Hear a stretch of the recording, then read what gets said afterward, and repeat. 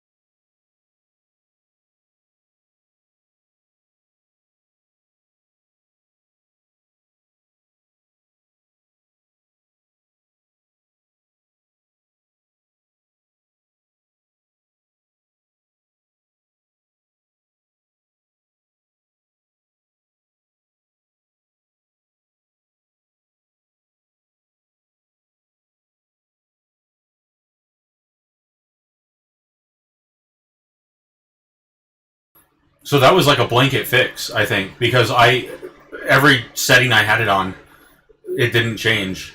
And I kind of want to try high CPU, even though that might ramp my fans up a little more. I do want to hear the quality and just, if it sounds better, then I can do it. I do have a really good CPU, and heat's never been a problem, and it's overclocked. So, uh, you know, it's liquid cooled and everything, so I should be fine. So let me go ahead and I'm just going to talk again for a little bit longer. There's no setting here. I can't change anything, so I don't even know how good it sounds. It sounded kind of jaggy when I did it earlier, and then I went straight to low CPU, and it sounded better to me. But I'm going to test now and see what it sounds like.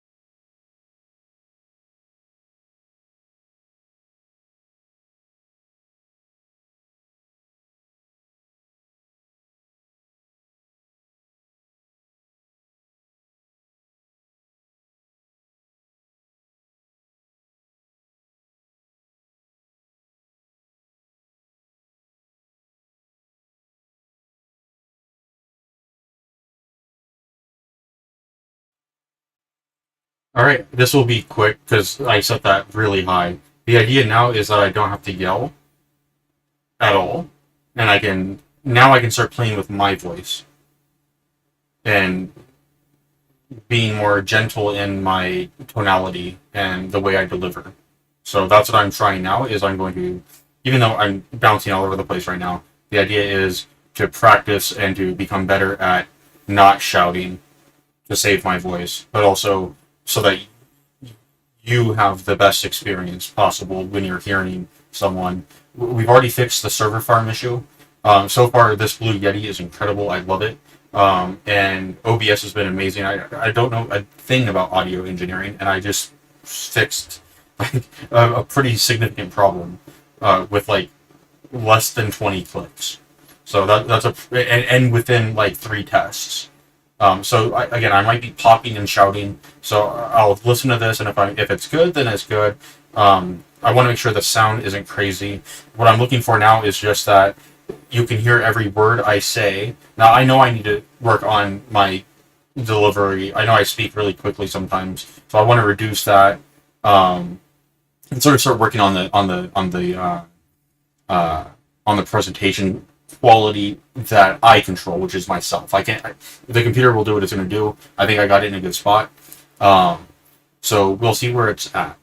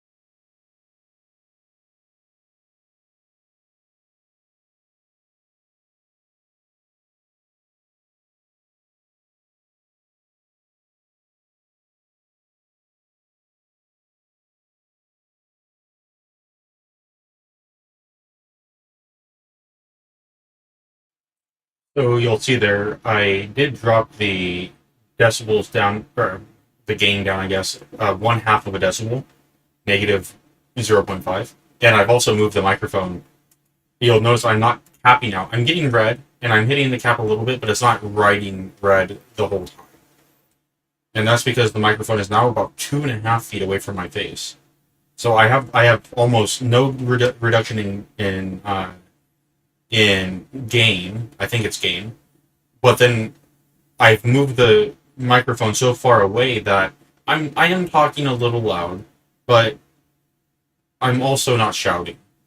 And the more what I want to do is not right this second, but what I want to do is start aiming for that, for where it goes from green to yellow. So even that's really loud. Let me try right about here. See, like, I have to talk so low for that not to be green. So I don't think hitting green is possible with just the way I talk.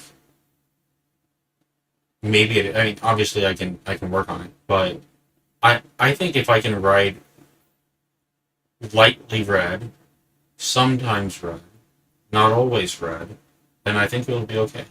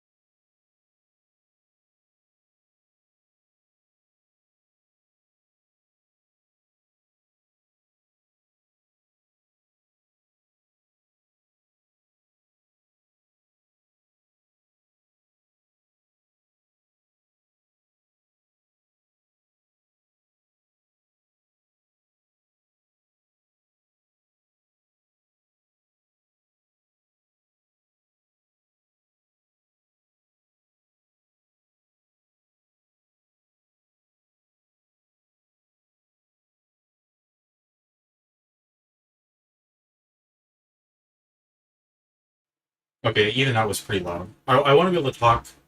Yeah, this is, you see, this that's crazy. I dropped it down to minus 4.5 decibels, and I'm not talking that loud. Like, it might sound like I am, and maybe if someone was sitting next to me and they heard me talking, they would think I'm shouting at them. But I'm not. I'm talking very calmly. I'm talking. I'm even kind of moving my hands a little bit to help me kind of with my speed and delivery. But you can see I'm rarely tapping up into red. I haven't topped up even when I talk a little faster. I haven't topped into the top of red, but I'm still hitting red a little bit. I want to reduce that, so let's just do that live real quick, and I'll watch it back. Let's go ahead and bring it down like this. And so this is -10, and look at that. It's not even hitting red, even when I'm talking. Let's see if I talk a little louder. See, this is perfect because I do raise my voice when I talk. So um, let's bring it down to negative. Let's do -13. That sounds like a fair number. And you can see now I'm capping up into yellow, and oftentimes it's hitting green on the first burst. Well, I guess the first burst is going yellow, but it's dropping down into green before I say the next word. So I actually like that. Let's hear that real quick.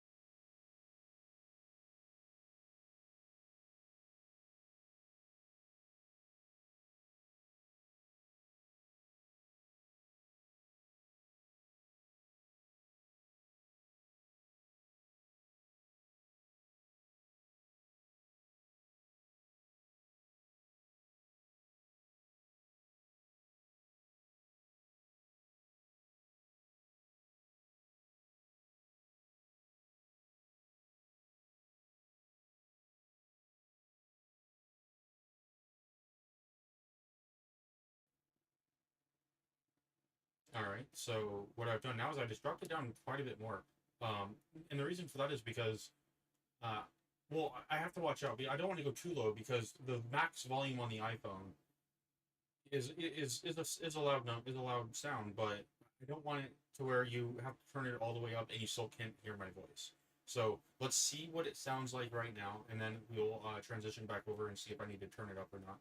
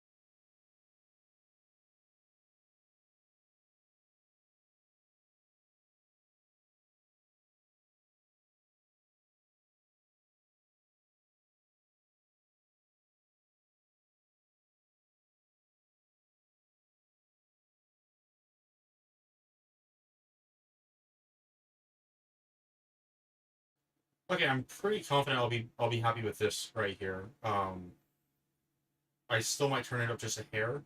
So I'm okay if I go into yellow. I'm not an audio engineer, and this doesn't have to be perfect. But if it's good, it's I do want it to be as good as I can get it, but I don't want to let that be like the enemy of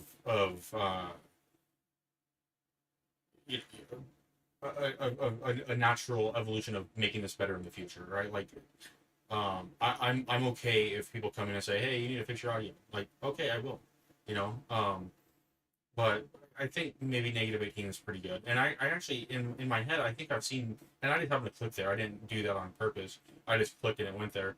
I think I've actually seen -18 on like a soundboard in the past. So I don't know, but I can tell I'm just barely hitting into yellow, and I'm talking like I have been. So let's hear that.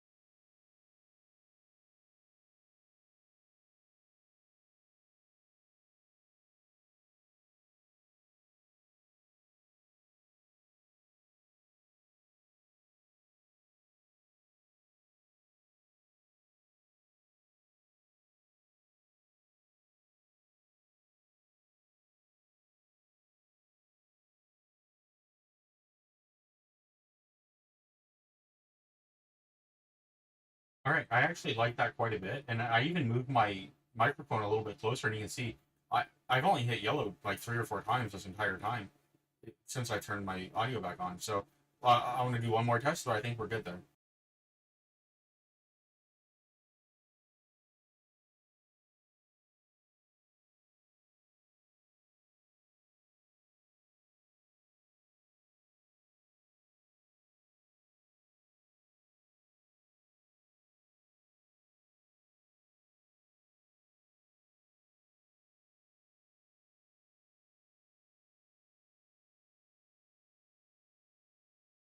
Okay, now I'm trying one other thing. I'm actually changing this. I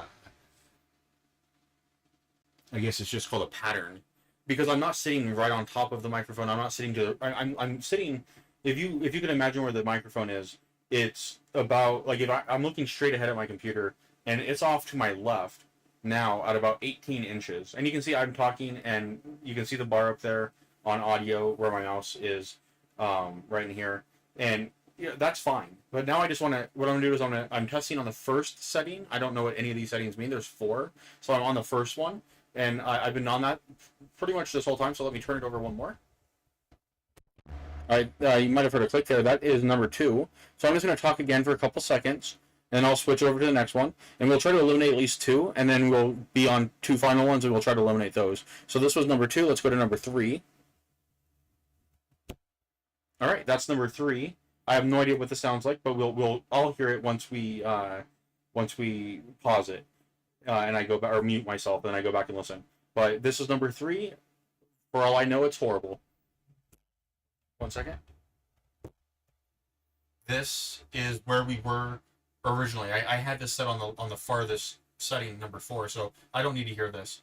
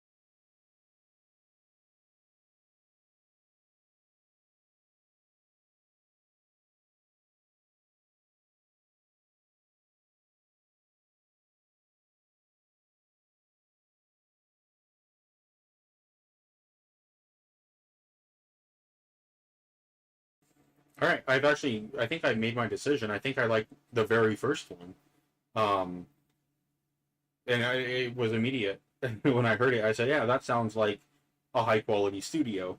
And I'm in a room that sounded like a server less than a half hour ago. So, or I'm sorry, it sounded like a server room less than a half hour ago. So, I'm pretty impressed. You know, a couple clicks of a button, a couple changes. The microphone's incredible.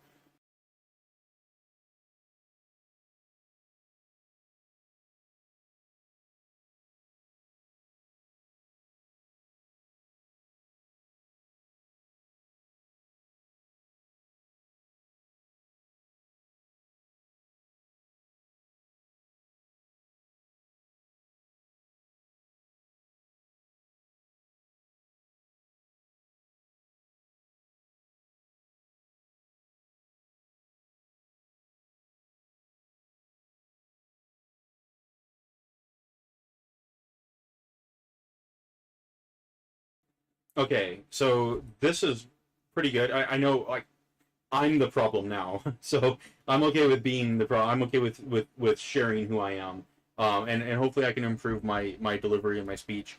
What's weird is I've gotten worse. I was really good there for a while when I was living in Tokyo. Um, Obviously, in Tokyo, you're speaking English, so you don't really have that good of a barometer. Or you're speaking Japanese, but when you speak English, you don't have a very good barometer to confirm that your voice and your linguistics sound proper. So let me use that on my phone there. One second. But in LA, like, you know, I was interacting with a lot of people day to day. I was talking on the phones. You know, you know, 150 people in the office, right? And I'm friends with all of them. So, or friendly with all of them.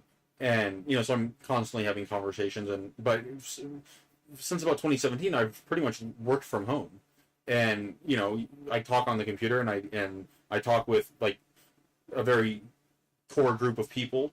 I've had a couple of presentations with clients, and and delivering talks through my work, at different summits and stuff. But uh, you know, definitely in the last 2 years, I've noticed like my like almost like a lisp developed, and just you know hopefully I can work through that and just sound better. It also probably doesn't help that I have my headset around my neck right now instead of on my head.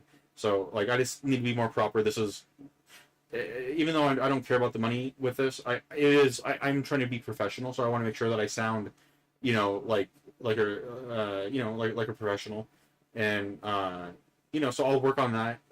It'll take some time to improve. I haven't talked, I haven't even been in a call. Like I haven't been in a Zoom call in quite a while. I think probably October was the last time I had an office meeting.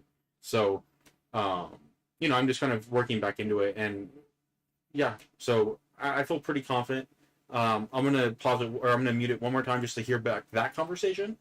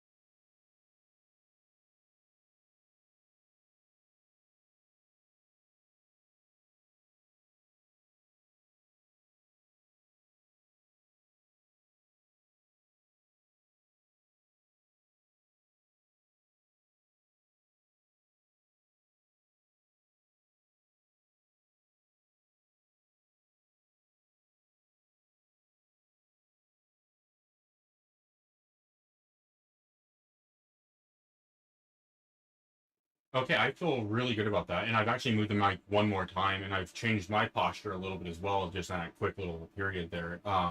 So now the mic is actually more left of me. It's just because of how I can mount. It's just the nature of my situation. So, the mic is mounted. The actual mount point is more than 2.5 feet away, and the mic is angled up and just kind of poking up to my face about just over half a foot, more than half a foot away, right? So I'm still talking toward my monitor, and the mic is to my left. Um, so I'm gonna mute this, and I think this is the last thing I changed. But I wanted to point out, I've been watching this. Look down there on the out audio, or the audio out capture. Look at that. You can't see it because it's gray, but that's either the fan, and it's obviously picking me up too, because it's going up when I talk. And yeah, that's interesting. So I think I'm going to delete that, and I just want to have sound in the background. So let's go ahead and do that now, if I can. And maybe I just have to change that. Maybe I can use. Maybe there's some other tool. Or maybe I can do another filter. Maybe I can do another filter. Let's see that. Yeah, let me actually try doing a filter right here on the fly and see what it sounds like with a change. I'm just going to straight up do a suppressor now that I know what I'm doing. So let's just see. Yeah, look at that. That's cool. So watch the gray. I think that's the solution. Huh.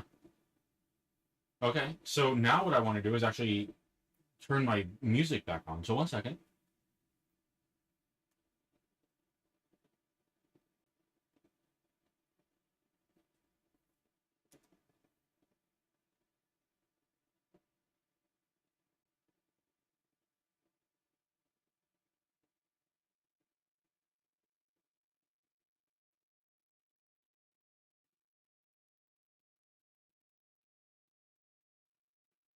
What I'm what I'm actually afraid of is the bleed over of my mouth, like my voice.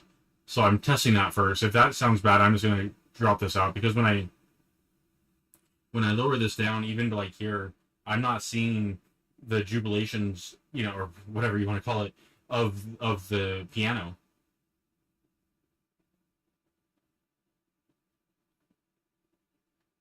And I would expect to see the piano as an output capture. And maybe that's the problem, is I'm misreading what's going on here. So anyway, I'm just gonna mute that and mute the other one and listen to that. And I might just delete the output capture.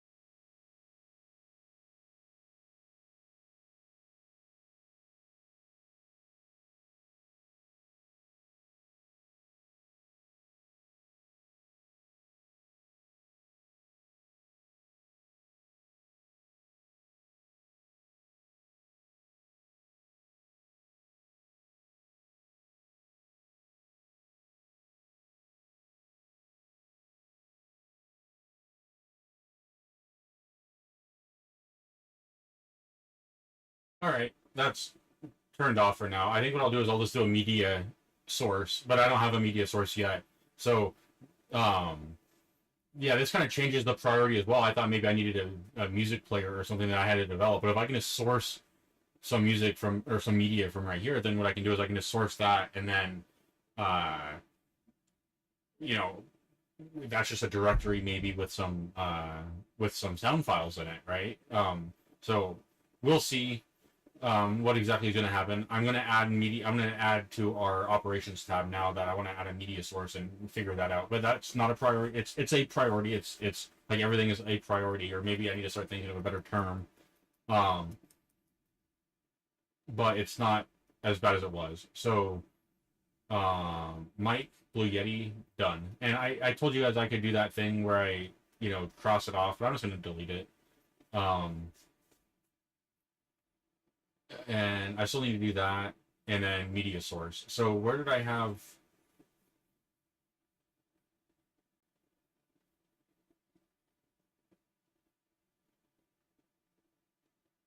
Yeah, so like these three, honestly, these things right here might not be as important as I think they are. So let me just add music up here. So I do want to have music, and now I think we got past at least the major crash issue. Hopefully, so I'm just gonna put music source. Or it's actually called a media source. And that was a media source, and let me just go back over to it. Media source. It's just called a source. Okay, so yeah, media source. So maybe scene is the thing that I should be that I've been talking about. I think it's called the scene right here. Anyway, so like I don't know anything about it, about OBS. I've known about it for a long time, and I've had it installed on multiple computers. Um, throughout the past decade, I've just never used it. I think one time I launched up and like played a game I streamed on Twitch for like 40 minutes 3 or 4 years ago, and I was having some weird because I'm running on Linux, right? I was having some weird issues, and like I was losing my keyboard when I was in the middle of the game. Like my keyboard would randomly stop, and I'd have to get up out of the game, go over and unplug my keyboard from the back of the computer, and plug it back in. And that happened like in a 30-minute session, like more than 10 times. And I haven't, and that was a while ago. So, um, anyway, I'm actually kind of happy that happened because I don't want to be typecasted into anything other than who I am. Right? I don't want to label. I don't want to be a gaming streamer. And that doesn't sound fun to me. It's fun to play games, but like I'm not that big of a gamer anymore. I grew up. I loved games. I played games. You know, a lot of a lot of good memories. But as a professional, and as an adult, I just my life, I've had to give up some things, right? And that's one of the things I've had to give up throughout my history. So maybe I can bring it back in and I can find one of my true loves again. But yeah, maybe doing this kind of broadcasting and live streaming will help me become more of a human instead of just a robot. So anyway, I'm pretty happy with this. So let's move on. So music. There was something I was thinking of as well that I wanted to knock out. I did see that Julia thing, and I spelled macroeconomics wrong. Um, when I said I don't know Julia and I'm not an economist, and everyone saw that I didn't know how to spell economy, I think that was a giveaway. uh, so we'll do this, but I'm not gonna do it right now. I'm gonna put this down here, and we'll just move up a little bit and see where is a good place for it. Learning, deep dive. I think it is a deep dive thing, to be honest. It's an economy lesson with a new programming language that I've never used before. So even though it's like following a tutorial, it's a deep dive for me. Well, actually, is it? Is it a deep dive? It's not. It's definitely not a project because I'm just following a guide. I think it might just be learning, to be honest. I think it's learning. So let's come down here to the bottom, or a couple up, and I'll put it. I don't want to put it above books. I'll put it under like guides. I think that's fair. And it was really cool. They actually have it in Python and in Julia, but I think it would be cool to learn a new language while I'm doing it, right? Because then it's really like pushing me. I like to do things that are hard, you know.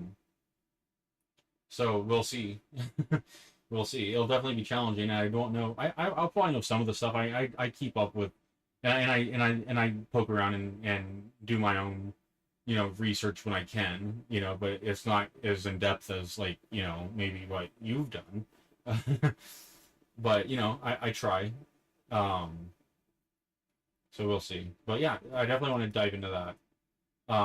Let me just go back over these again. Tinkering. I'm not going to do any of this tonight. Um, Actually, I do want to look at the Journal CKL again because my YouTube.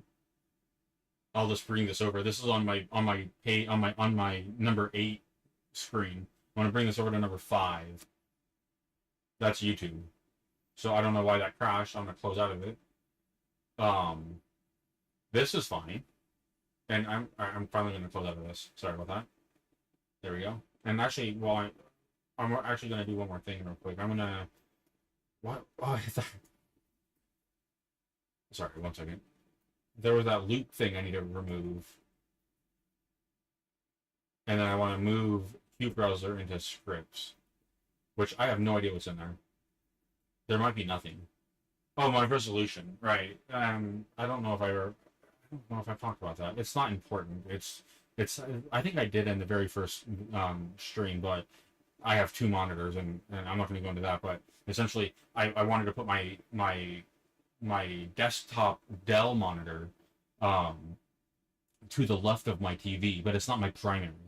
So it's kind of odd, right? Like normally the monitor on the left is your primary, but for me, in the way I'm working, I want my TV to be my primary, and there's not really any room to the right of my TV. So I put the screen on the left, and then it's just a statistics and metrics, you know, screen pretty much, and not even metrics. And it is metrics, but it's not like graphed or anything. Again, I'll show that one of these days. I'll probably just launch it over here on the main screen, so I don't have to show the other monitor because it really does. Like I'm trying to improve this stream, and if I have to like show that screen, it's actually going to look pretty ugly. So, yeah.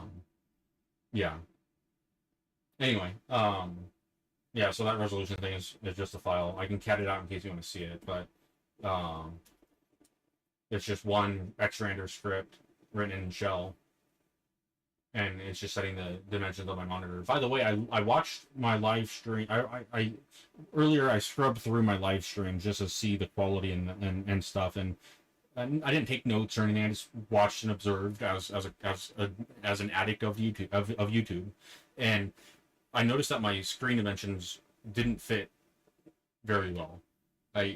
There was a gray border on the top and right, I think, on my TV. So in my living room. So obviously, you know, I want to make content that looks good.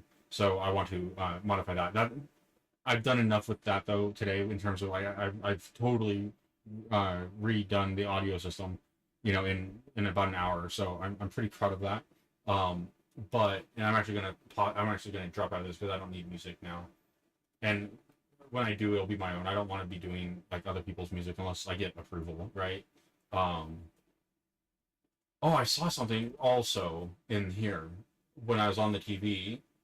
Someone had done a RISC-V implementation on FPGA.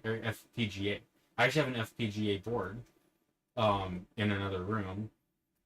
I don't want to. I want to right-click and open it. I'm not going to read it right now, but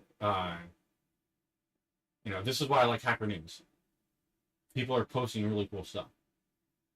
Oh, and they posted a YouTube video. That's cool. So yeah, I'll go through this. I actually have to be careful because, like I said, I want to do everything I can on the screen, but I really want to be careful about like watching people's videos and making it full screen, you know, and passing the audio through, you know, and then I'm just like ripping off someone's hard work. So I'd rather figure out a way to maybe like tell you guys, like read about it, and then tell you guys to go watch it, and then I'll go watch it, right? Like, and whatever. I won't watch it right then, but like, you know, I'm just saying I'll like put it in a tab or in a bookmark, and I'll watch it on my TV. You know, at another time. I mean, this is my lifestyle. This is what I do. I absorb information, I watch content, and I tinker on things. Um, so it'll be interesting. Oh, that's cool. I like seeing when people are like, I'm interested in seeing what he's doing with the mental breaths. I see him writing that out three times in one paragraph. He's pretty proud of that. Or four times in one paragraph.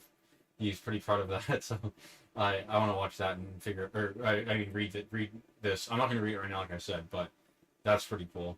Um, I saw that when I was watching the live my re or whatever my on demand of that live stream that I just did earlier while I was eating dinner. I scrubbed through it.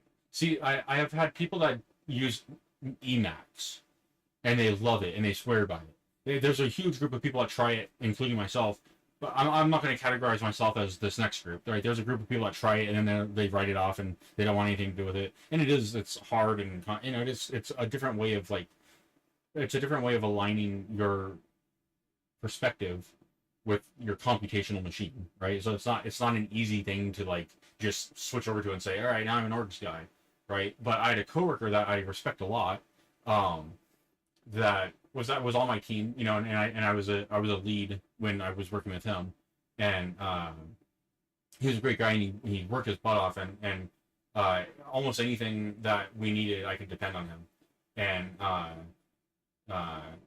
I ended up leaving that team, and then he left shortly after that, and we keep in contact. But he is an Emacs guy, and he's one of the first Emacs guys I've ever met that I actually talked to and had a relationship with, a working friendship, right? And he kept trying to get me to use it, and I never really had a chance to just sit down and do it. And maybe this is an opportunity for me to do it as well. It's definitely not something I'm going to do immediately, right? Because that, and honestly, just to be blunt, that's the kind of thing that really could shut off a lot of people. It really could. Which isn't such a bad thing for me, but I don't want to, I want to be somewhat, well, first of all, I could try it, and it really does turn me off from it, because I have tried it before, and it wasn't that good of an experience, to be honest. I've tried it several times before, for weeks at a not weeks at a time, but a week here, right, and then 3 days here, right, but it was always during vacation. I never really worked in it. I just used, I got familiar with the key bindings, and then I had to go back to the salt lines, right? I had to go back to work. So, but now this is what I'm doing. So, yeah, I mean, maybe this. I know for a fact it will open my eyes. And you guys have seen earlier, I had a directory for Lisp. I was learning Lisp. But obviously, if you're going to learn Lisp, in that kind of situation, you kind of do want to dive as deep as you can. But I just got familiar with Emac, or I'm sorry, with NeoVim, and I really like NeoVim. I think there's some things I can do to make that better for my local system. Yeah, I kind of want to keep Emacs on that shelf for now, and eventually get there. But like I said, there's so many things I need to do first, and my computer's barely stable. So if I add another thing that I really don't know to the list, then maybe well, first of all, maybe it will solve most of my problems, because I'll just be browsing through that. I don't know, but I want to do I want to go from the ground up and actually get some kernel stuff done, and I don't even know if I'm going to stay on this operating system. So in a month from now, maybe we're on a totally different installation of, or distribution of Linux, right? So I'll write down Emacs, and we'll see where that goes. But it's definitely not a priority in the very immediate. But if the horde comes and says, hey, yeah, you should try it, and we want to watch you, try and your fingers bleed, then sure. Sounds good to me. We'll do it. Sorry, I'm just trying to get accustomed again to my keyboard. I'm still learning. This keyboard is not the most comfortable. It's an Apple keyboard, and anyone that's ever used an Apple knows, the ergonomics are definitely the worst of any machine that I've ever touched. But it is elegant, and it is a nice keyboard, but it's one of those small ones that it has an iPhone plug-in, which is really annoying, because I don't even use the plug-in for my iPhone. I charge it with the magnet. So the keyboard needs that special cable, but that's par for the course for Apple as well. If you've ever touched an Apple device, every single thing needs a different kind of charging cable, until regulators forced them 6 months ago. Um, so that's not a tinkering. Honestly, Emacs is going to be a deep dive. Let's be blunt. It's definitely after Gen 2. I'm not going to. That would be pretty interesting, wouldn't it be? If I migrate to Gen 2 with Emacs, that would make me like a neckbeard. Okay, so or a bigger neckbeard maybe. But let's see. So Emacs. That yeah, that might be the capstone. um, Not even playing, but um, well, Lisp is really interesting. I do appreciate what Lisp brings to the table, and it's crazy that like a language was written like the very first what do you call it I guess they were called Lisps, weren't they? Yeah. So the very first Lisp was written or presented, I think, in the 50s, and like that particular one, I don't think is quite useful, and I don't think you can really get access to it. But everything else has been built off of it, kind of. So like there's some that were in the 70s that are just as popular as they were then. Like C, right? No, I think actually it's older than C. I think it was like 65 or 64 when the first like major Lisp came out. I don't even know what it is. It might have been Scheme, to be honest. I don't know. I don't know these things, but I came across some information. I obviously have done some poking around to try to get some knowledge um, in the past. Um, but anyway, yeah.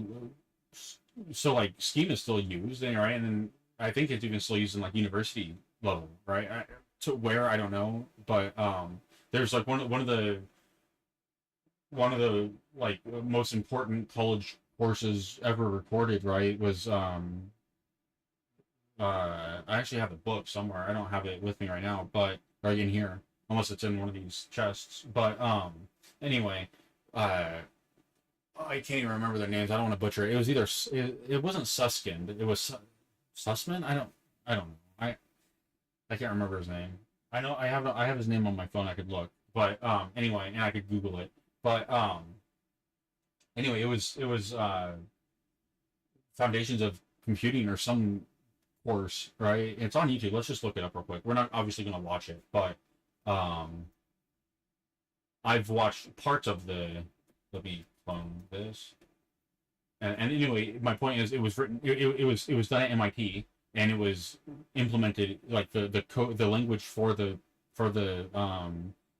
course was Lisp, and like that variant of Lisp is still used.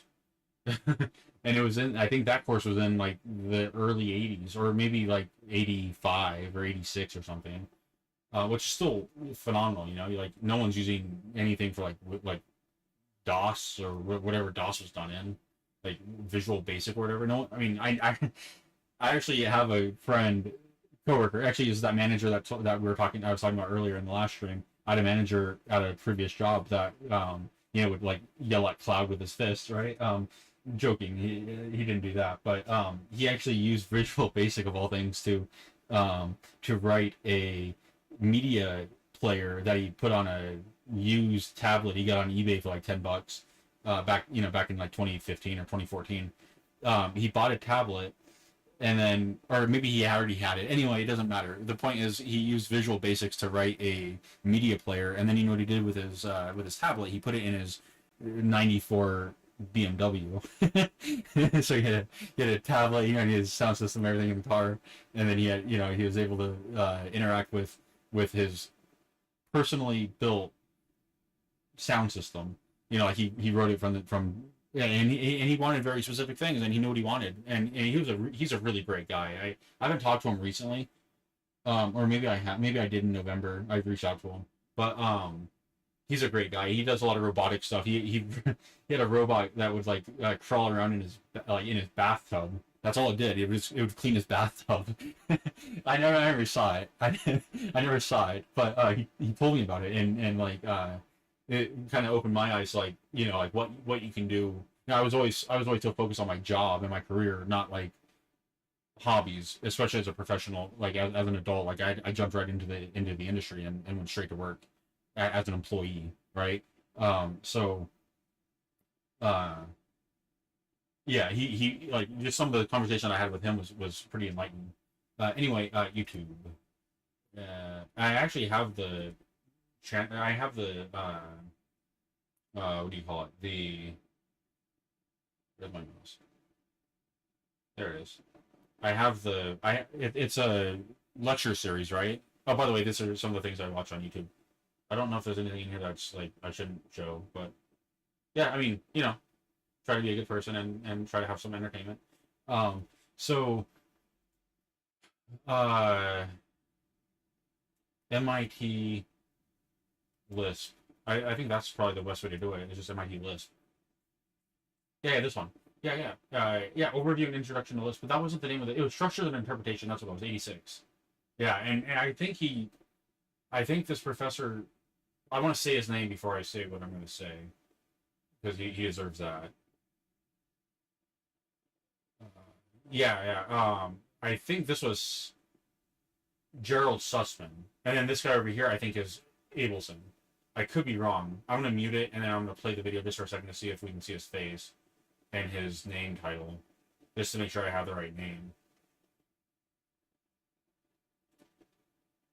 I just want to get his name, and usually they'll have a title right for him because he's the one talking. So, or I'll say down here in the. I can't remember what his name was. I'm pretty sure he is Sussman.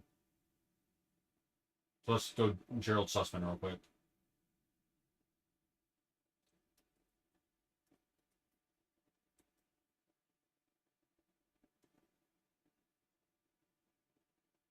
Um, no, it's not. Okay, it's Abelson. Okay, then I might be wrong on what I was going to say, so I'm not going to say. I'm not going to say it because I'm not confident, and I don't want to Google it because it's not.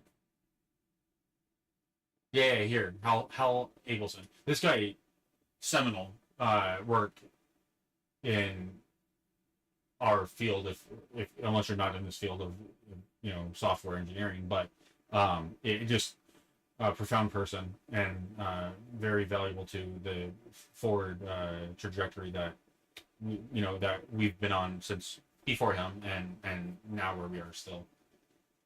Uh, anyway, I'll drop out of YouTube and let's see. Okay, so I don't want to go anywhere with Hacker News. I kind of want to do some original content stuff here, right? So let's go back into the topics and chat. um, so I want to do some NeoVim stuff. I don't necessarily know if I want to do it right now, and I don't even know if I can do the things I want to do. To be honest, with the skill level I'm at, it would take some diving, which is okay. I don't mind that, but um, and I really want to hold off on doing i3 stuff and Starship and these things because I really want the community to be involved in this. That's kind of something I'd really like to have is like people saying like, hey, here's my idea, and maybe getting like people to vote on like what I should do. I don't know, but I feel kind of I've put off doing a bunch. I've done ricing on my computer before several times, but I haven't settled on what I really like, right? So maybe I can get some input from other people that will help me, decide a good, and that'll be something that the community can be involved in beyond, just watching me. So we'll see about all of this configuration stuff. And then there's working through the books, and then there's my surveillance stuff. I don't really want to get into the CRM stuff right now, or the billing stuff. So let's go up to the top. Tinkering. We could do some AI agent stuff. I feel like before I do the AI agent stuff, I really want to get Mistral down, though. So let's see where Mistral is. No guarantee that we're going to work on Mistral right now either, but also I think we haven't totally answered this music thing, so I'm going to keep that there for now. We could go to Twitch. Yeah, I kind of do want to go to Twitch just to help extend the broadcast and the coverage. I'm okay. Maybe we can go 1 or 2 more days like this, but I kind of want to get this out there. There's no reason not to. And if anything, some of the content I've already done, no one's ever going to see on the Twitch side because why are they going to come to YouTube to watch an old video when they can watch something live? So it's kind of unfortunate, but if you're on YouTube and you've seen any of these right now, or if you're hearing my voice right now, everything before this is stuff that you might be one of only a handful of people in the universe to ever hear. So hopefully it wasn't a total pain. But yeah, hopefully within the next couple days. Like I think I don't want to put like mile markers and deadlines and whatnot. Um, but like there are certain things that sometimes it's just a fact of the industry, right? Sometimes you don't have a choice. Sometimes you got to do something to just get it done, and sometimes part of what I'm doing is like I'm pretty confident I can get something working within a day or two. So I'm kind of being a little bit arrogant on that front, which I shouldn't be because it could be a 2 or 3 week thing, or I could do one Google search and it says this isn't even possible, and then I lost faith. But we'll dive into that, and this is probably if I was going to start numbering priorities, this is definitely in the top five. So this is definitely top five. I don't know how I'm going to do numbers, like priorities. But yeah, getting OBS is a higher priority than GitHub, in my opinion. Or at least maybe not all of this is. So actually, let me put GitHub back above. It's funny because GitHub is more important, in my opinion, but Twitch is. I'm sorry, GitHub is more important than OBS, but Twitch is more important than creating the repo.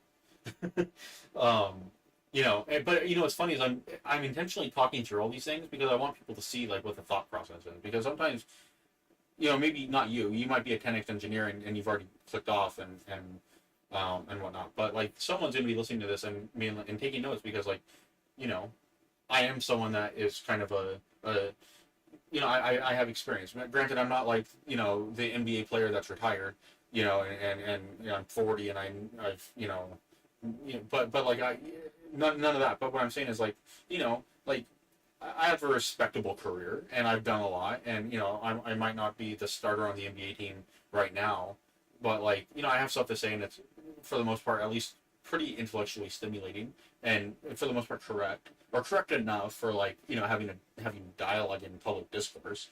And that's something that's kind of annoying as well. Is like this industry is pretty full for good reason, but it's pretty full of people that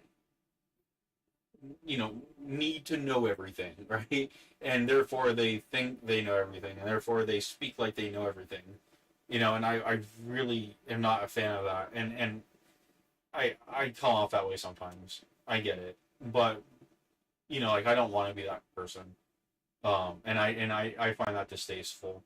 Like just acting pompous or whatever it is. Just acting like I know more than I do, or because I do know more than you, right? Like I don't like that, and I really want to try to steer away from that. And if I can kind of be someone, if I can be in people's ears that are kind of new to the industry or something, or a little bit younger, and just kind of say like, chill, like, what are you in this industry for? You're in this industry because you want money, and because you want to expand your horizons, you want to be a great engineer, and you want to like, elevate your intellect, your intellect or whatever. But like, it'll come, as long as you're doing a good job and as long as you're keeping busy, like, and you're pushing yourself, like it'll come. And when he gets there, like that's not that's not nirvana.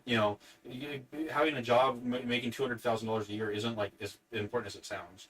And you're not as important as you maybe think you are. Believe me, I'm no one.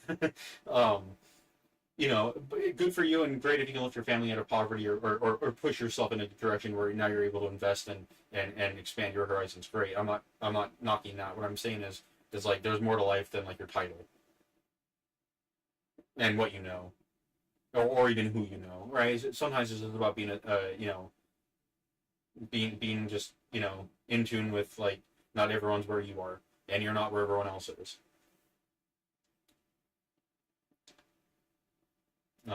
So I want to be more like on the chill, laid back, like things will get done, like because I've been not that. Yeah, I mean I've gone years at a time where it was go go go go go, get out of my way. So I get it, but that's no way to be.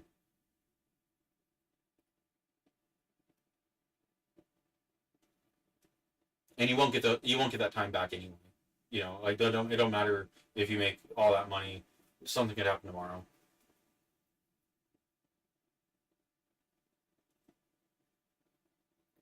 Um, more cameras for more. Yeah, yeah, the 3D printing stuff. So I want to do the agents. I was looking for Mistral. I don't want to do Mistral tonight. I definitely don't want to do Mistral tonight. I kind of want to start doing a homepage thing. I know that's really far down. I mean, it's the. I at least want to number these so I know what I'm looking at. So one, two, and I know there's a better way to do this. Just bear with me. It'll be over very soon. Four,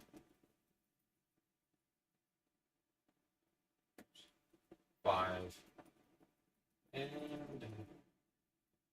six,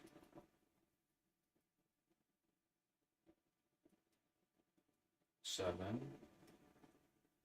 This was nine, and this was eight. I just did Shift G and went down to the bottom. Also, I think honestly, before I go to, I'm okay pushing Twitch out.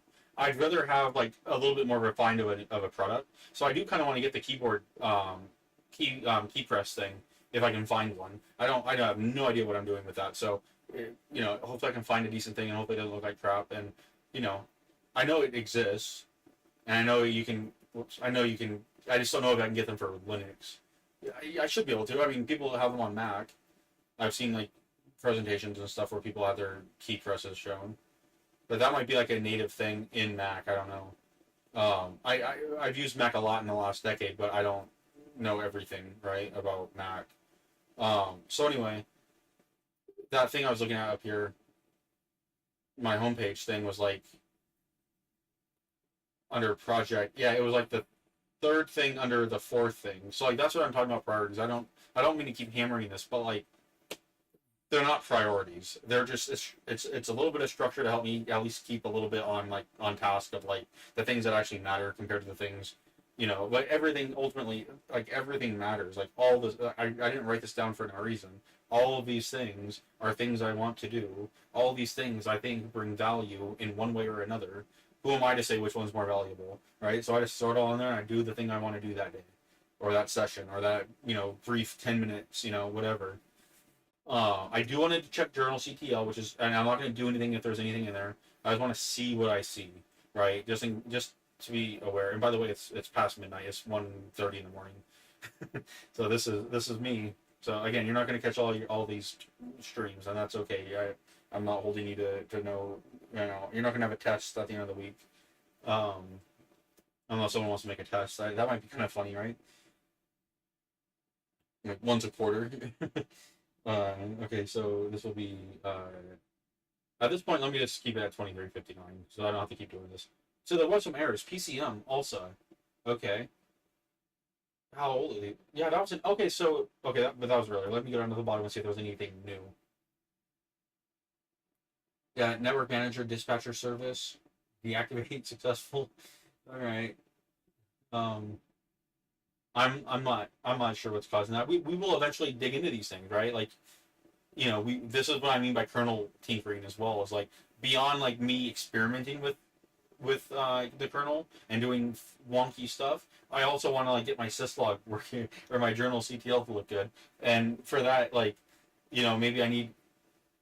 It will happen, but like if you want to see me doing that, then let me know and we can tinker on that and kind of get down nitty gritty and into solving system log issues. Um, I'm this is as much your computer as it is mine in terms of access to what's on it. Now, I'm not going to open it up so that everyone can log into it. Maybe there's an avenue though in the future where like we figure out some way that like I can open it up to a group of people, right? I don't want to go into detail on that, but like, how cool would that be if you have like access? Just please don't do anything mean, because I mean I have the capability to fix whatever you do, but I don't want to like get into a pissing contest either.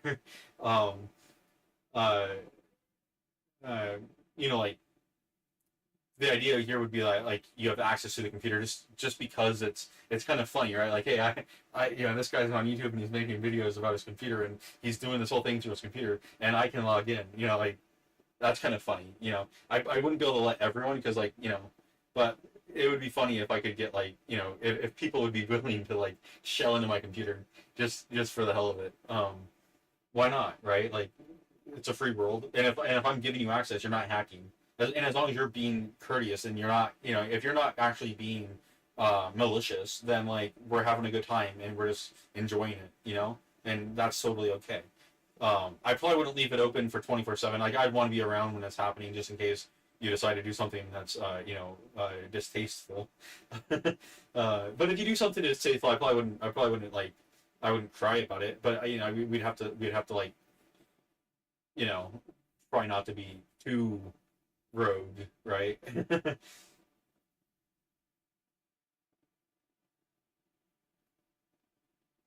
I definitely want to like I definitely want to get this like set up correctly and get the important services off, like so you're not like uh like killing the stream, right? Or that kind of stuff. But yeah, I think that'd be pretty funny. I don't know if I'd want to set up my network a little bit more as well. Just like secure my network and be a little more, um, because there's things that you can do like what is it? I want to say pSense, but I'm probably wrong. It's a network thing where I can like track like who's connecting and stuff. Obviously, I'd have to do something for a firewall so that I let only specific people in. Um, but I think it'd be funny. I think it'd be really cool.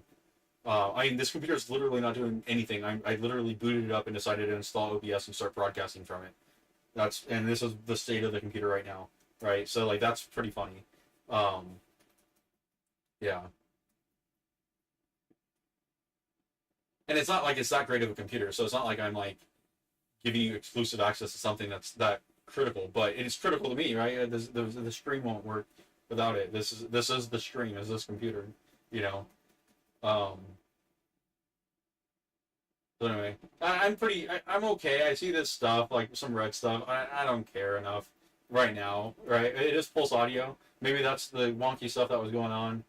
Whereas, yeah, what I said earlier, and it's funny because the audio did hang up on me when I was saying it, was that it looked like that secondary thing was like that's something on my computer, right? That my computer has and every computer has what appears to be some kind of internal microphone that I enabled, and it was listening to me talking.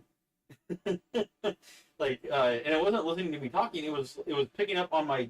What was happening is I would pause audio or mute audio, but I'd leave that one on, and then I'd open my iPhone and play the sound back, and it was picking it up and broadcasting it back into the broadcast.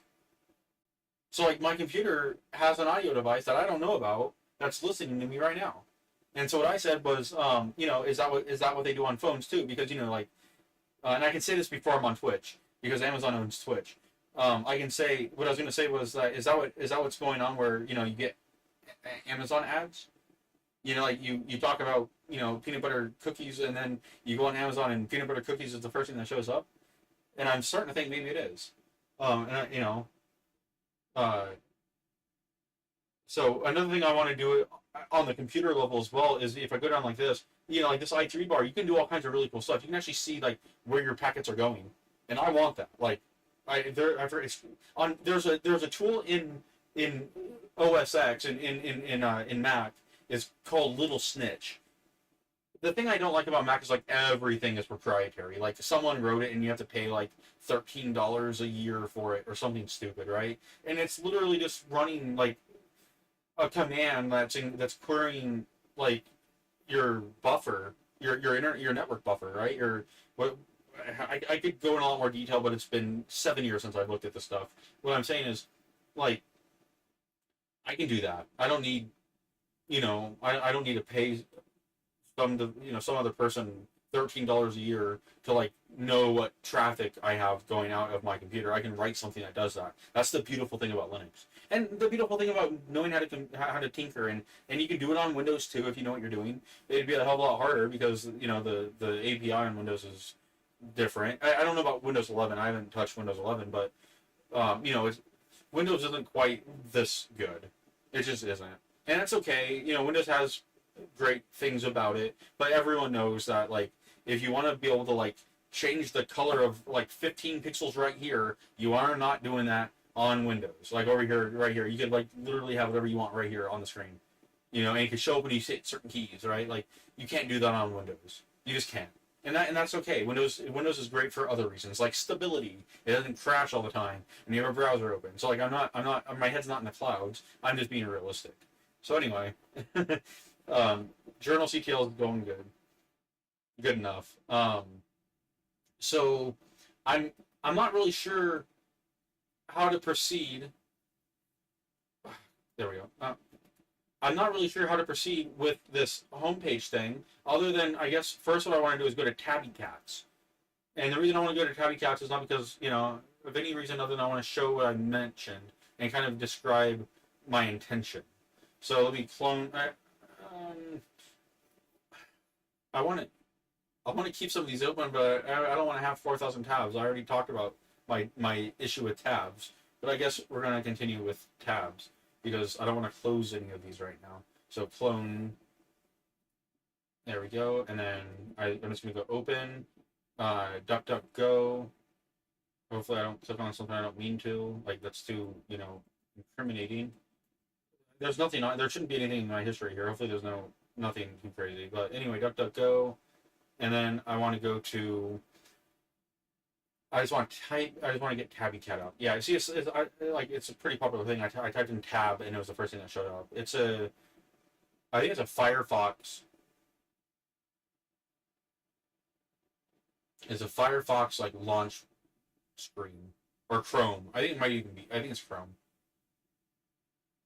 So this is Tabby Cat, and I don't want this. I don't want a clone of this. My point is this. Let's just say this picture right here. When you launch Chrome with this plugin, this will show up as your home page. And if you refresh, any one of these will show up. This one will, that one will, whatever. Like each one of these, there's always a different one that will pop up. And like the donut is dynamic. So it's not always going to be a donut. Sometimes there's no donut. Sometimes it's a hot dog. Sometimes it's a cup of tea or a coffee. And then you can see the glasses are different. And sometimes they'll wear a poncho. And it's like, it's just something that's dynamic that like changes. You can see like that one has a snow cap.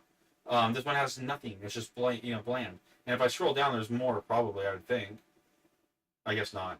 Anyway, Tabby Cat is actually a really cool thing. 700,000 people have used it. Use it. That's a pretty big number, right? Like for just something as small as this. That look at the ratings and stuff. Anyway, my point isn't to make a clone of this. It's to have something like this at the bottom of my over here, like down here. Imagine like the entire TV right now, your entire screen. Let's imagine your entire screen right now is my home desktop or my home screen or whatever for my or my homepage, for my browser. And just down here, I want some random image that has like 45 different, variations. Kind of like you can think of like an NFT, like Bored Apes, right? And every time you reload the pages, it's a different Bored Ape. But it's not going to be Bored Apes, and it's not going to be an NFT. It could be. I'm surprised Tabby Cat's not an NFT, to be honest. But anyway, have something right here, and you can set it so you have it right here, or right in the center, or over here, or down here, or up there. But that's not the thing that's on my, that's like one part of my home page. I also will have different information and a search bar and stuff. So it's this, what you see right here with this cat, everything in blue right here, that is Tabby Cat. There's nothing else. There's a configuration thing. You can, over here, there's a little gear. And the more you refresh, like every time you get to like 100 refreshes in the app, and it counts, right? It tallies how many refreshes you've done, and you unlock stuff. So like the more times you refresh, once you get to I think it's like 10,000 refreshes, you unlock everything. So guess what I did one day? I spammed refresh and locked everything. It wasn't one day, but I was at work and it was a pretty miserable day, and I was ahead on everything, so I was just like, all right, you know what? I have meetings all day long, and I'm kind of irritated because I don't want to have meetings. So the whole day in the meetings, I was just refreshing Tabby Cats. But I was able to communicate and be in the call, and everyone was okay, and no one even knew I was doing it. But I unlocked everything that day. I went from 2,000 I think it's 10,000 where you have and just every couple hundred or every whatever number you unlock And what's funny, I don't want to give it away. There's something special that happened, but also it's not just cats. they have dogs and seals and stuff like that. So like, it doesn't have to be a cat thing. It doesn't have to be a dog thing. It doesn't. It could be a zombie thing. I don't know what it's going to be yet. I just want something dynamic that I can have in some part of the screen that draws my attention when I just want to see something different. And that's all I want. It's my homepage, and I'll open source it. And if you like it too, or if you have an idea, or you know about this, or you've tried to implement your own, and you have some source code, and you want to open source it, and you want it to help, even help me integrate it into my HTML file or whatever, please, like, why not? Like, again, that's the point of this channel. The point of this channel is that the community is coming together, and I'm learning, and I'm giving back, and you're learning, and you're giving back, and it's just a good environment, right?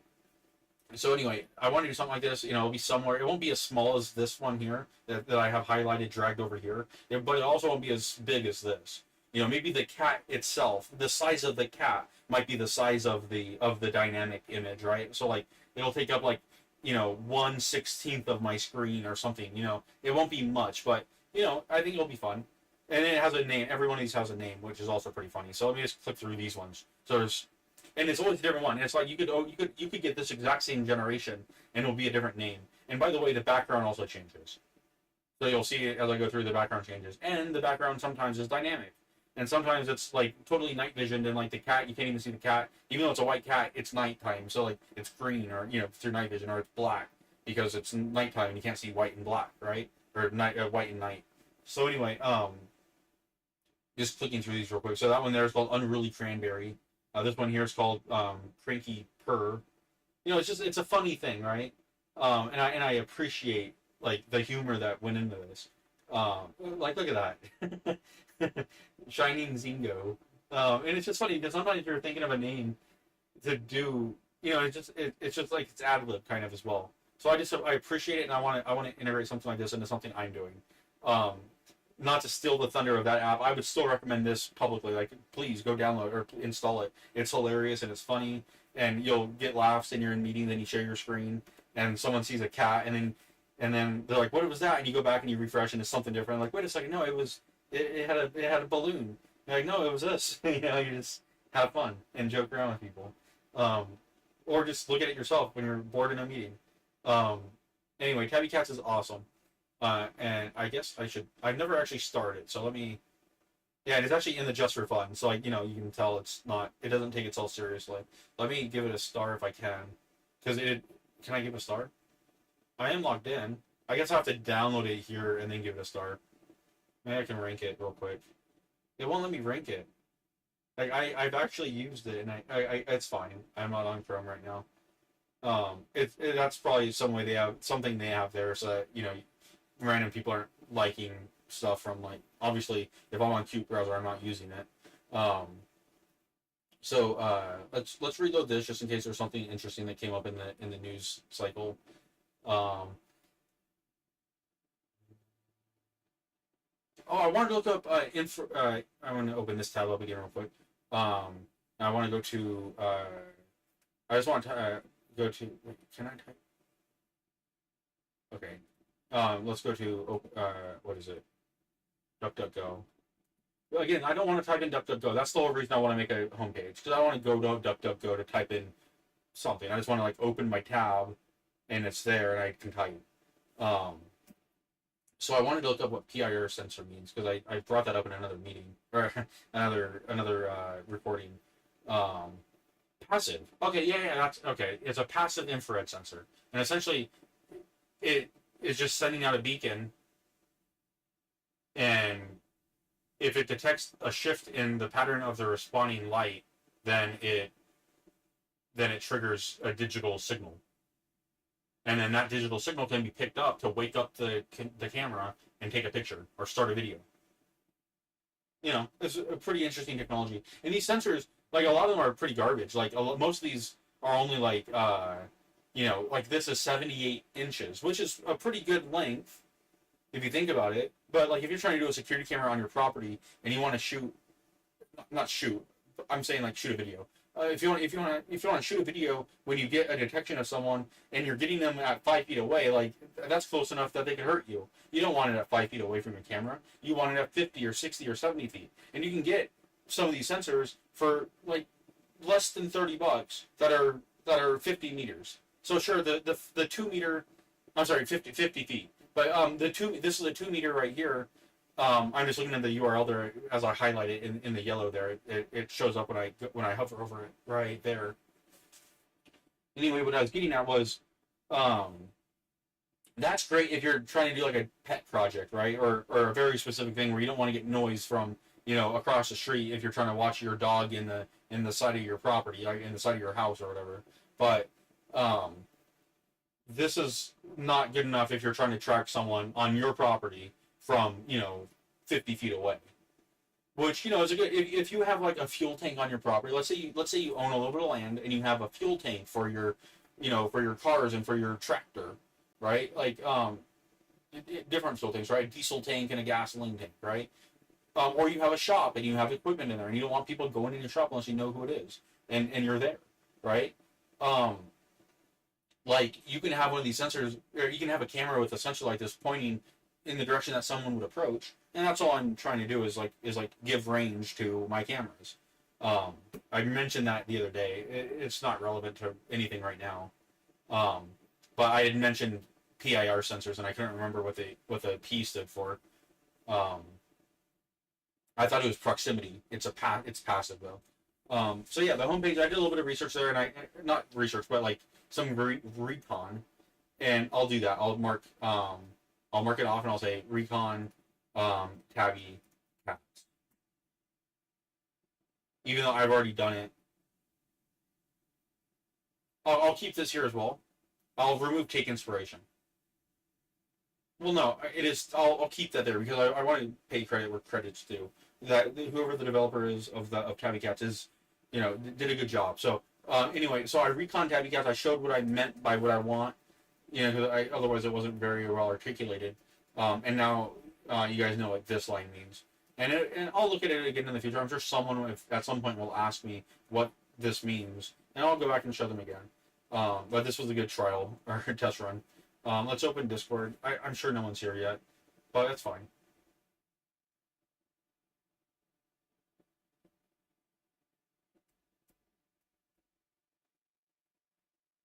I really don't know why it shows friends. That person, I don't have a big enough following. That person that was in there is someone that's a developer for a Web3 project. I'll just say that. And I added him because I was going to interact with him, and I just actually haven't. I've interacted with him a different way. I was going to talk to him privately, but I think it's important in open source and in Web3 to like be open. Like I get everyone's trying to make money, but like I think you'd be surprised how much better the world is when there's less secrets. So I just decided to be public with what I was saying. Um,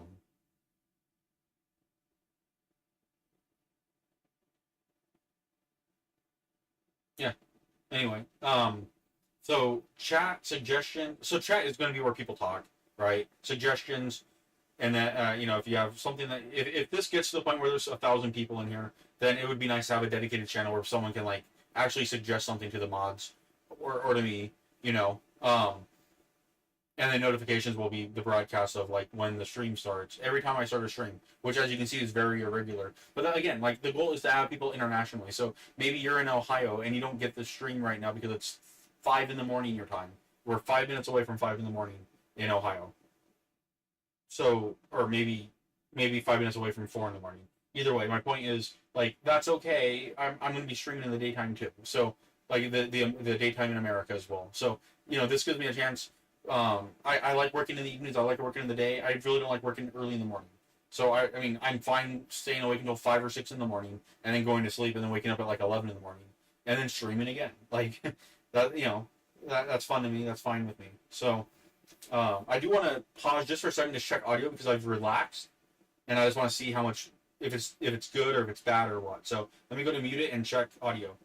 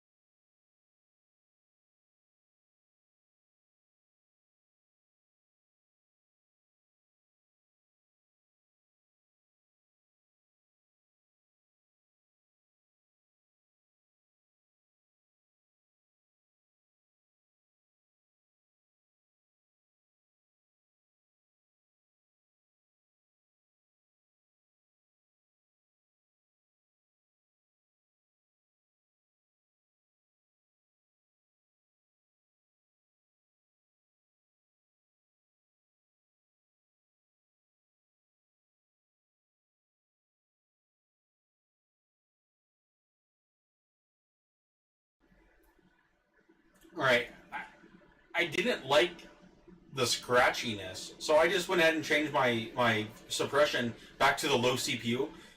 You know, it's using less power, and I'm just curious if that actually makes it sound any better. So I'm just gonna pause this real quick I'm sorry, mute myself real quick again and listen back to that sentence.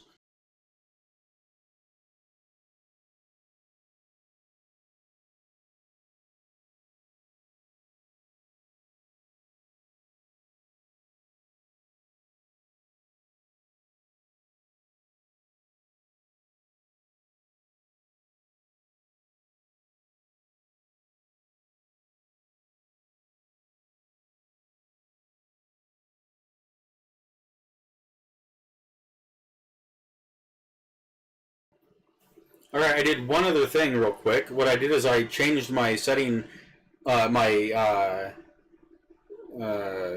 forgot what it's called on my. I guess it's just called a pattern for like the way the audio is received by the microphone. So I went ahead and changed it to setting number 2, just to see if it's less tinny. I'm not sure if tinny is the best word, but it definitely sounds like I'm like standing outside talking to you, and the cameras, or I'm sorry, and the microphone's on like the other side of a window inside the house. So let's just see if like this sounds better or not. So I'm gonna go ahead and block the or mute the audio again real quick.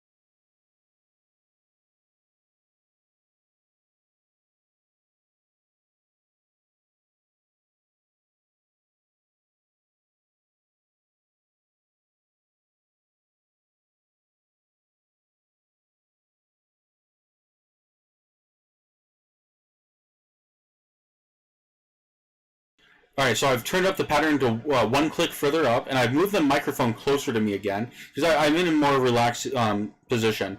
So you know, it's not good to like set your system up for where you're going to be stiff. You want your system to be set up to where you're comfortable. So I'm just curious how this sounds and what this ambiance gives to the audio quality. So let me go ahead and mute myself again, and I'll listen to that.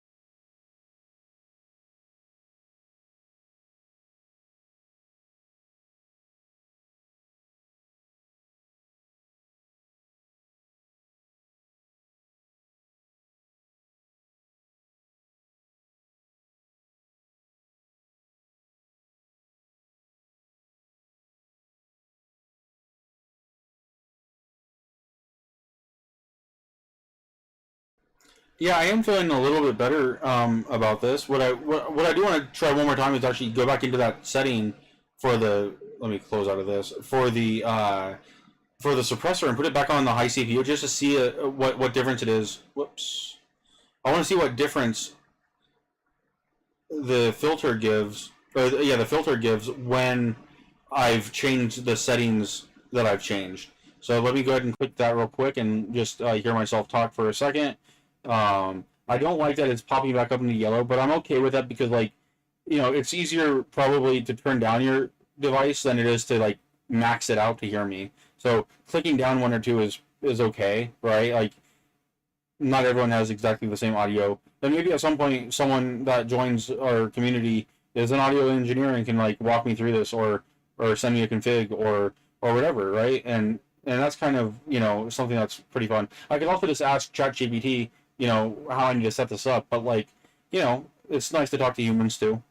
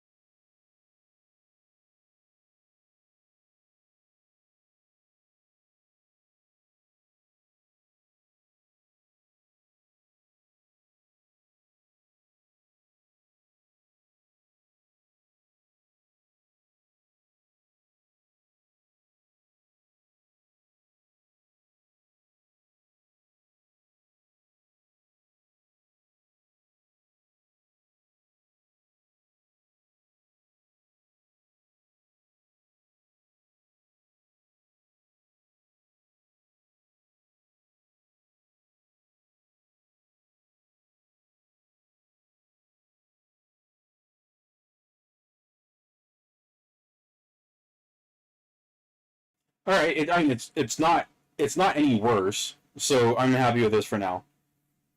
Uh, yeah. So what I do want to do as well is I was looking at my YouTube and like my screen device just doesn't look right.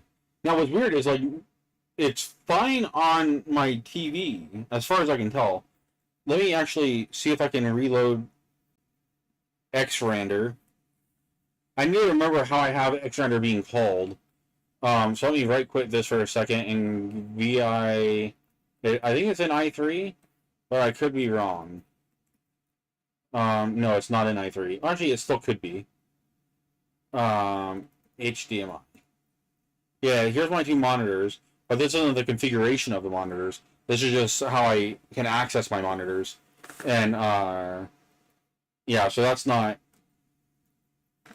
what I need. I need to remember what, like where I have my Xrender being called from. In fact, I think it's actually in my, is it in my VIRC? It might be in it for Starship. I don't think it is though. I actually think it's not in VIRC. I think it's in VI new.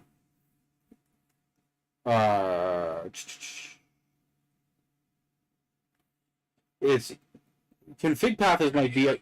Oh, sorry. Let me. There we go. Sorry about that. Yeah. So VIRC is the config path variable there. It could be an env path, but it might also not be in here at all. But let's just look real quick. I honestly can't remember where I have.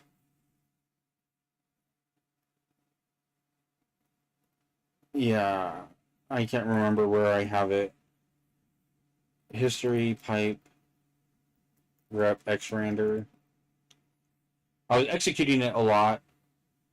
So let's see if I can go to the history around that time frame. You can see I was doing all kinds of stuff trying to sync it or set it up like this. Yeah, and I had it at one point. I had it in a Etsy profile D. I don't think it's there anymore though. That's the resolution file that I've since moved back into my home directory because I didn't want it there in the way. I don't know if I want to change my display right now though, because like it's a big undertaking if I get it wrong. And like we've done enough with like the stream quality. I kind of want to get some content that's like fun, even if it's just me. It's fine. So I need a VI topics though, and again, you'll learn this is as much of the stream as everything else is. Under not config, under operations OBS, I'm gonna put. I don't know exactly how. It's important that I get this working. It, I think it's more important than audio in the background. Discord chat on screen, broadcast to more platforms. I definitely need to fix my display before I can go to Twitch. See, like this is what I said. Like I could be diving into Twitch and already been on Twitch, possibly, right?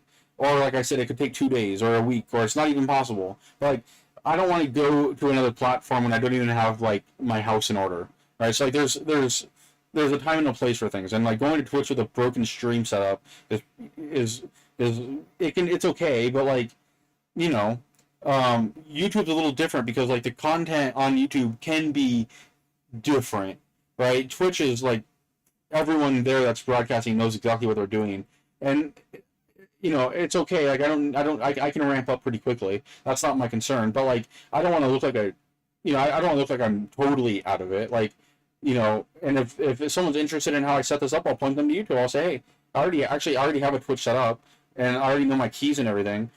And because I streamed on that game I told you guys about. But then also, the like on Twitch, I have a link to my YouTube, and then on YouTube, I have a link to my Twitch. So the problem right now, though, and obviously both of them have a link to Discord. The problem right now is I don't have a good way of cataloging what is in which video. And honestly, as much as I want people to see everything I've put out, if they are willing to, I don't really like the quality is so bad that maybe no one will watch it, or people will like. It's fine. I'm that's not really what I'm getting at, because I want people to see the evolution of the channel. But what I'm saying is, like, is that this stuff where my audio is scratchy and my computer is crashing, that's not for everybody. Like, not everyone's going to be interested in that, or maybe they will. Like maybe in 3 years from now, all those streams have a ton of views. That would be cool. But like, I'm not. I have zero expectations. I have aspirations and hopes. Well, I have no expectations. I'm not. I'm talking to the void for a reason. I expect that I'm always going to talk to the void, and if I'm not talking to the void, then I'm humbled, right? Like, oh, okay, that's cool that happened. But like I'm doing this because I want to do it, not because I want like any accolades or anything out of it. But at the same time, I do want to have a good product, and when I go to Twitch, I want to have at least my like what's the main thing on Twitch? If you're not showing your face, it's your audio and your video presentation. So if my audio and my video presentation is good, then it's a good stream. And I don't want to go with a bad product and then make it a better. It's okay. It's going to be a bad product up front, but I don't want it to be a trashy product. I want it to be decent. So anyway, I do want to get my screen display, like my display or my resolution. I don't know exactly what I need to do. I do know that like I might be able to fix it right now, to be honest. So I do know that my screen is set up for like 4096, and I'm not running 4096. I'm definitely not running 1080, but maybe this might be better. So let's actually run that for a second. Oh, that's the other display. Oh, there you go. There's a miniature version of the display. You see, I don't have notes. It's clunky. Anyway, I want to go back to this, and I want to see if I can set my. I can't. Okay, so I know there's another place I can do settings for getting my. It's pretty much my canvas, but you saw there it was 4096 by whatever 2160, and I'm running 3840 by 28. Anyway, 2160. Yeah. Anyway, I'm running 38, not 40. So, I want to get my output looking better. So let's see if we can do that real quick. And if it's not here, it's on video. And actually, audio might be a good place to do some tinkering as well in the future. Oh, there's multiple desktop audios. Oh, okay. So it's not actually like a bad thing. I just need to figure it out. Okay. Anyway, yeah, here. I think I can fix it here. Oh, maybe it's active. Turn off the output to change the video. Okay, I'll turn off the output. I mean, it's okay to turn off the output for a minute. If I can get over to it.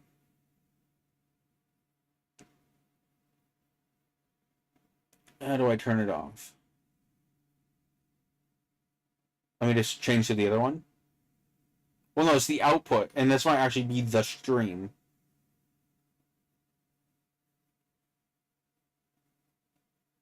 Yeah, because I'm not changing it at this level. I'm changing it over here at the controls for the stream. And when I go to video, it's not showing me all of my video. It's showing me that's my canvas. So it's showing that, and then my video is inside of that. So that's what's causing the problem. I'm gonna drop the stream for a second, I think maybe, and just try to see if I can fix that real quick. If I can fix it, then it's fixed, and then it's not an issue. So I'll be right back.